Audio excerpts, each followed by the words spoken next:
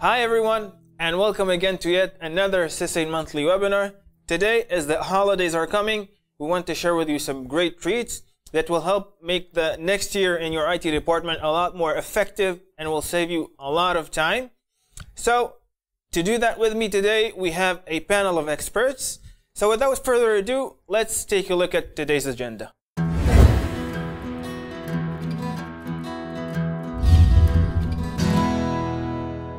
So here is what we're going to see today. We're going to look at a feature called email rules, which enables you to automatically dispatch your service records. We're going to look at a feature called that enables us to change incidents to service records and vice versa. Patch management is a brand new feature that we're introducing in 14.1. Reopen service records by end user, that's also something that we're introducing in our upcoming version. And knowledge-based item expiration notifications. And last, we'll take a look at login as a guest. Okay, we have a lot for you today, so let's start. If you would like to ask questions, you could either do it on our chat. There's a link right below on the screen. You just need to click it and our representative will answer you on the spot. You could use our Facebook account, and you could also ask questions on Twitter on @SysAidAcademy #webinar, and we'll answer you right after this webinar is done. So let's move on to our first treat. This first treat was added on version 9.1.1, and it's called email rules. Let's take a look at it.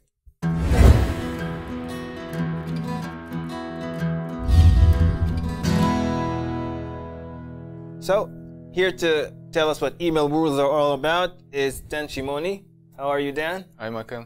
Dan is a team leader in our customer relations department. Well, it's been a while since you've been in one of our webinars. It's always good to be back. Welcome back. So, tell us about email rules. So, today we're going to overview email rules, which allows us to route incoming emails by predefined keywords. Let's see how it's done. Okay, so I'll overview this feature by first going to the page and show how it's set up. So first we go to the cogwheel over here and go into the settings. Then we go into the menu, the service desk menu and email rules. And usually this page comes with a default predefined email rule that is not enabled by default, but you will see it. For now, in order to overview this one, we'll just create a new one.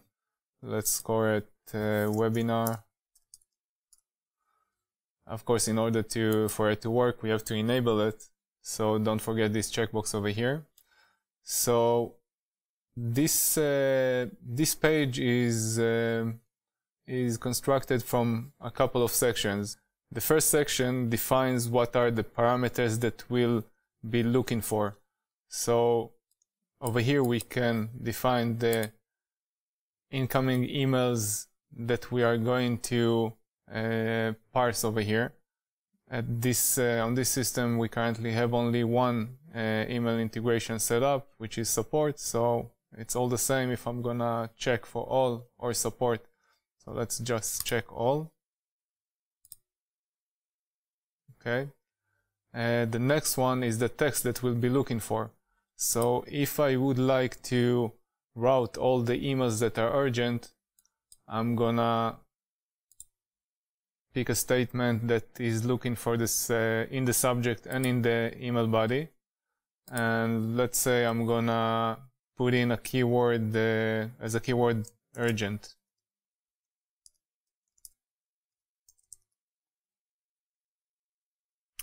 By the way, I can actually put in a couple of keywords. I'm gonna use the end and I'll put it again in the subject and in the body. And the keywords that I'm gonna use is urgent. And I'm gonna add another one I'm sorry, this is actually or, it's not and. So either one of these should route the incoming email. So I'm gonna use another one as emergency.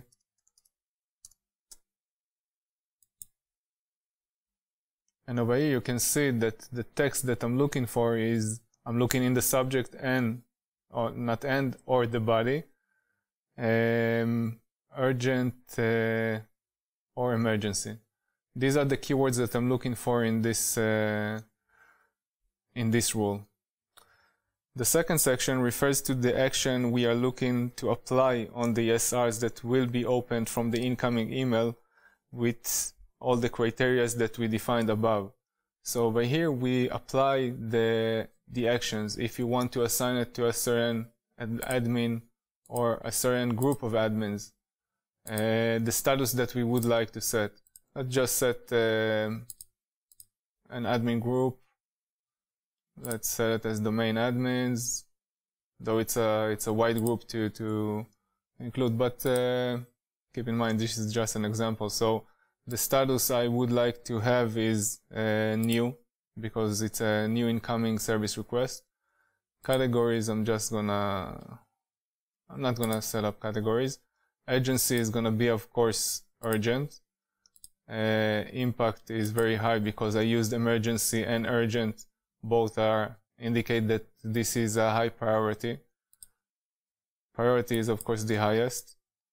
And over here, if these parameters, if I'm looking for different fields that I would like these parameters to affect, I can use the action builder as well. So over here I can add any of the fields that I can add to the service request as well. So those can be changed and manipulated as well.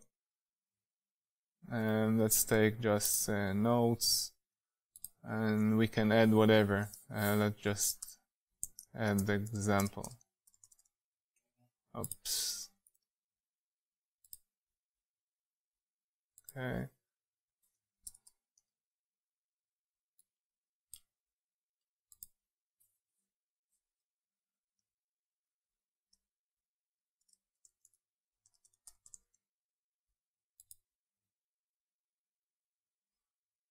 I apply.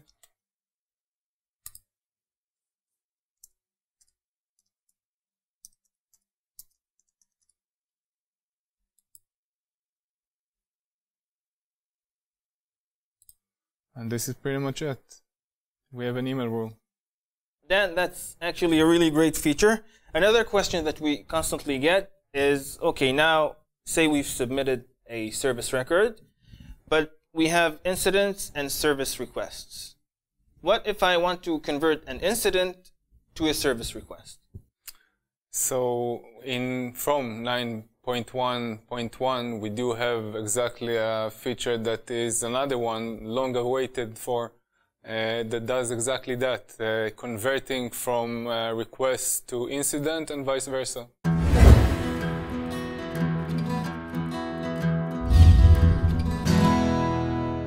So before we jump into the settings, I would like to just real quick go over the differences between a request and an incident. Request is when an end user comes and asks something from the IT department, such as permissions to access certain resources or anything else that does not require troubleshooting. It can be any change or that's a request. Whenever a user is approaching the IT department with a component failure or any errors that require troubleshooting, that's an incident. And this is the difference between them.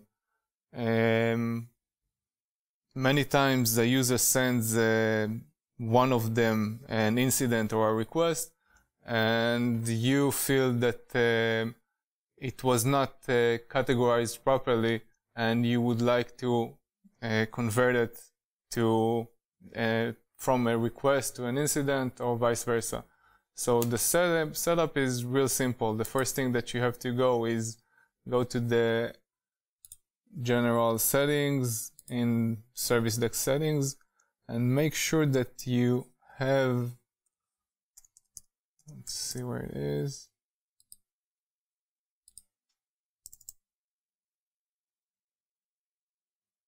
I'll look for requests.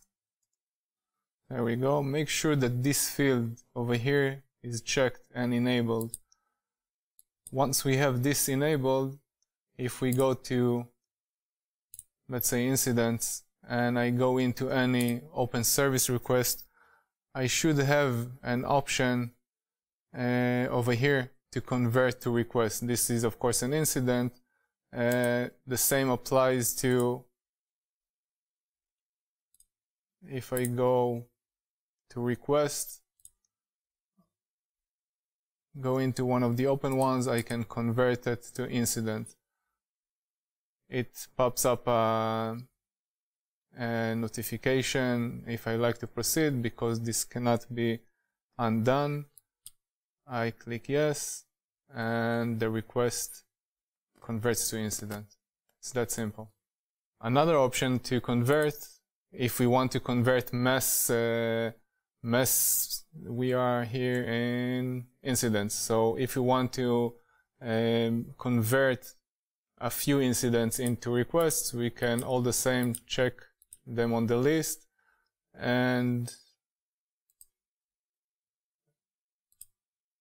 in more actions we can convert them to requests.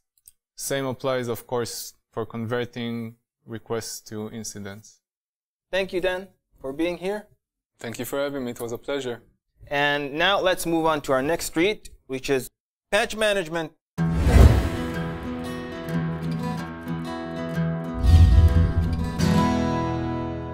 So we're going to have another webinar about this feature, but we want to give you a quick look at it today. And here to do that is Ido Shomer. He's a team leader in our customer relations department. How are you, Ido? Yes, Michael, I'm happy to be here. Well, it's your first time, so welcome. Thank you.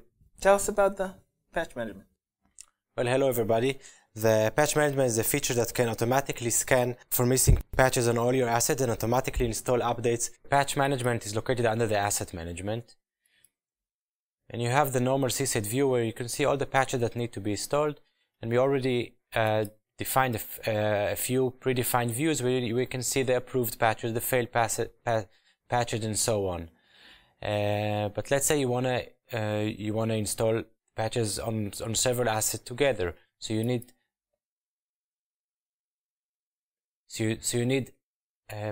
patch policies. For that, you need to go to the asset settings, and you have patch management policies.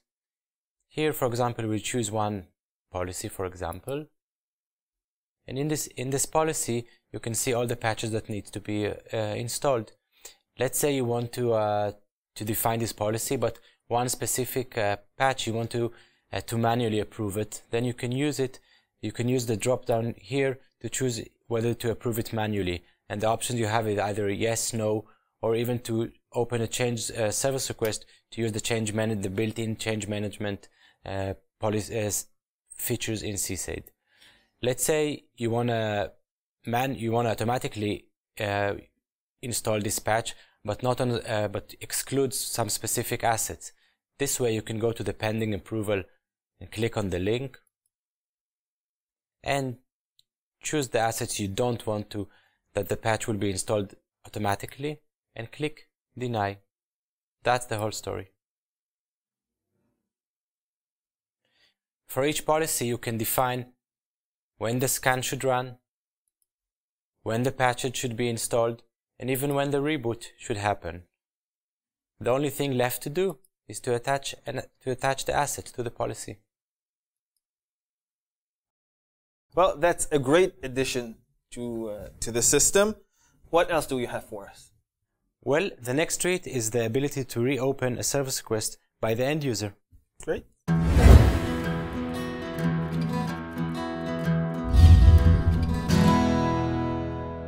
Okay, so in earlier versions, we had the ability to close the service record by the end user if he felt it was needed.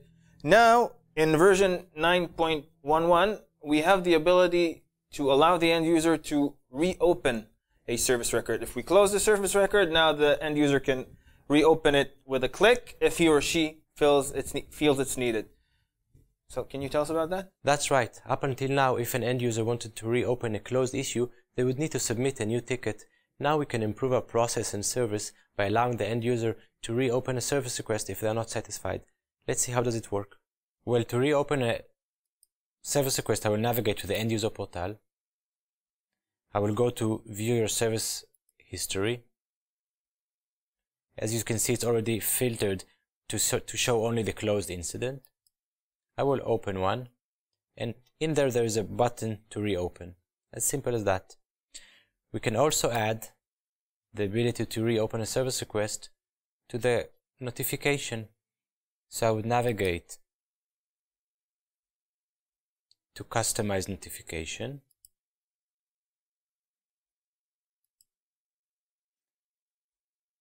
I'll choose the email body to the end user regarding a service record. And in here, I can add the tag $reopenSR. This will allow the end user to reopen the SR when he gets a notification once the SR is closed. To enable this feature altogether, we would need to go to the end user portal settings and make sure that the allow end user to reopen incident or request checkbox is ticked. Well, Ido, thank you very much for that, and I want to welcome you again to our panel of experts. Thank you for inviting me. It was a pleasure. Well, and now let's move on to our next street.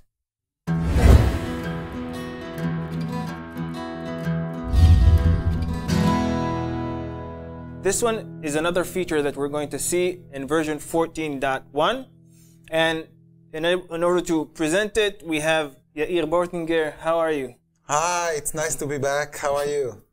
Happy holidays. Yeah.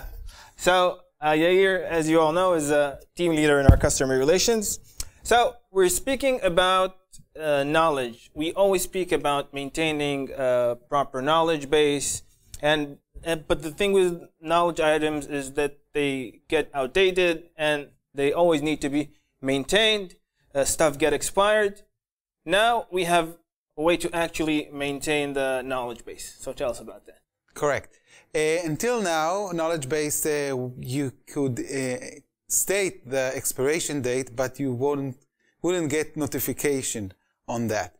In 14.1, we added the ability to add email notification, even open service request, in the reminders for expiration dates for knowledge base.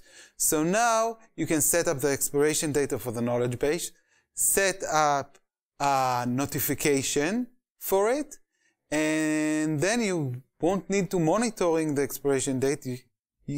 SysAid will just remind it for you automatically. Great. So let's see how it's done. Okay. So let's set up a reminder for a knowledge base articles. The first thing that we need to go is we are going to settings, and then we go to customize, and first let's set up a notification. So we go to reminder notification, we add a new notification, and the same as any other reminder notification, we name it knowledge base article. Just a second.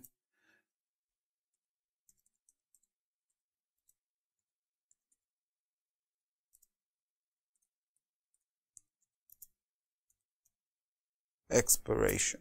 Okay, we decide that enough is to send email, but we can also insert a service record, or we can even send an SMS if we want.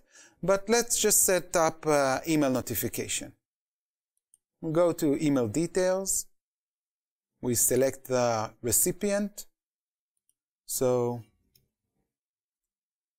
let's say Fredo.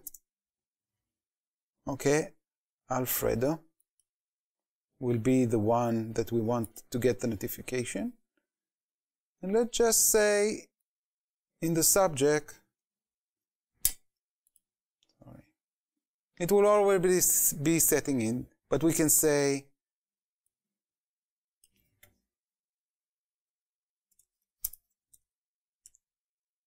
hi Fredo.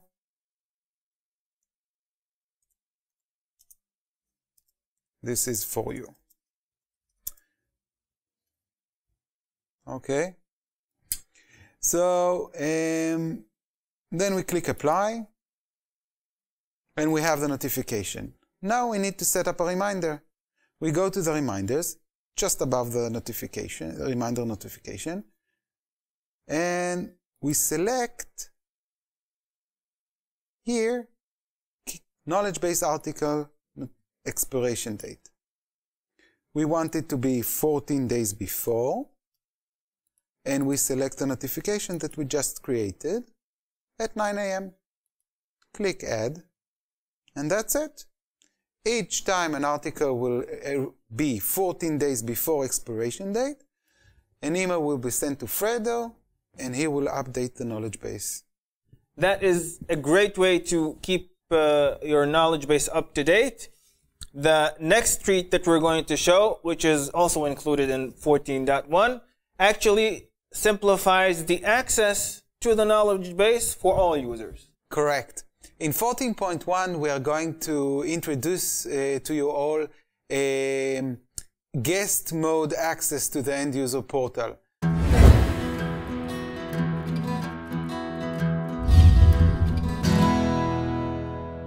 Okay, so let's see what this feature is all about. Up until now, if you wanted to access the end user portal, you would need to log in your credentials.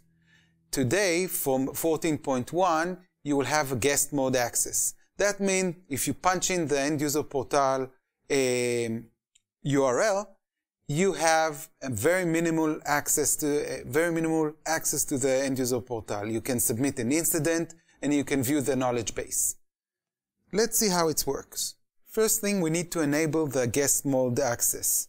So we need to go to end user portal settings and then just check this box. Enable end user portal without logging. That's it. And if we want to allow access to the knowledge base without logging, we have a checkbox for that. Okay. Once we did that, we click on Save.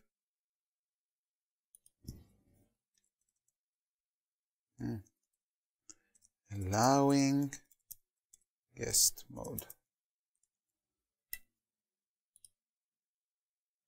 Okay. Log out. Back to login. Just a second.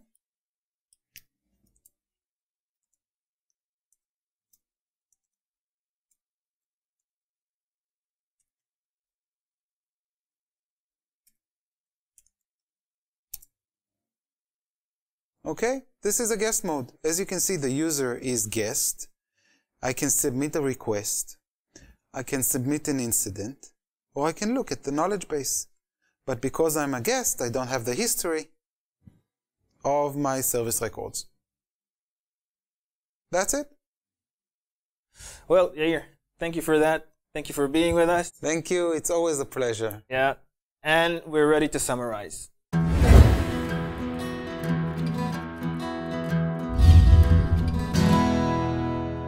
I would like to thank everyone on our panel today for coming here and taking the time to share their knowledge with us. You can still contact us, of course, on Facebook and on Twitter at SysAid Academy, #webinar, and on @SysAid. We're still on chat. If you still want to ask questions, we'll be there for a few more minutes to continue and taking your questions. And thank you for joining us, and we'll see you next month. Bye-bye.